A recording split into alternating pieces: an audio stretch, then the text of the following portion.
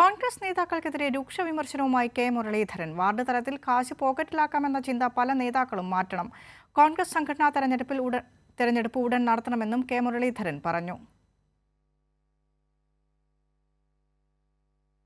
തൃശൂരിലെ തെരഞ്ഞെടുപ്പ് തോൽവിക്ക് ശേഷമുള്ള ആദ്യ രാഷ്ട്രീയ പരിപാടിയിലായിരുന്നു കോൺഗ്രസ് നേതാക്കൾക്കെതിരെയുള്ള കെ മുരളീധരന്റെ വിമർശനം. അധികാരമോഹം കാരണം ആർക്കും ഇപ്പോൾ ബൂത്ത് തലത്തിൽ പ്രവർത്തിക്കാൻ വയ്യ. ഒന്നുകിൽ DCC വേണം, അല്ലെങ്കിൽ KPCC വേണം. കാക്കത്തൊള്ളായിരം ഭാരവാഹികളുടെ കൂട്ടത്തിൽ നേതാക്കൾ പോയിരുന്നിട്ട് കാര്യമില്ലെന്നും ജനങ്ങൾക്കൊപ്പം താഴെത്തട്ടിലിരുന്ന് പ്രവർത്തിക്കണമെന്നും മുരളീധരൻ പറഞ്ഞു. പാർട്ടിയിലെ ഈ നോമിനേഷനുകളുടെ തർക്കം ഒഴിവാക്കണം.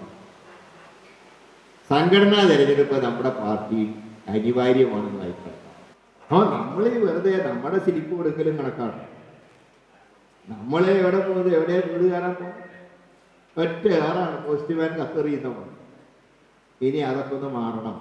വീടുകളിൽ ചെല്ലുക, അവർ ചിലപ്പോൾ ചില വിമർശനങ്ങൾ പറയും, കേൾക്കുക. കർണാടകയിലെ കോൺഗ്രസ് നേതാക്കളെ കണ്ടു പഠിക്കണം കേരളത്തിലെ കോൺഗ്രസ് നേതാക്കളെന്ന് മുരളീധരൻ പറഞ്ഞു.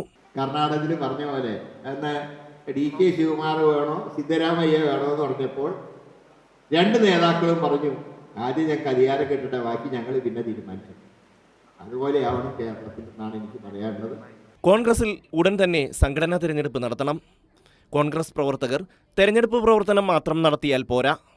ആപത്ത് കാലത്ത് ജനങ്ങൾക്കൊപ്പം ചേർന്ന് പ്രവർത്തിക്കണം.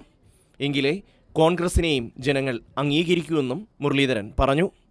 കൈരളി ന്യൂസ്, തിരുവനന്തപുരം.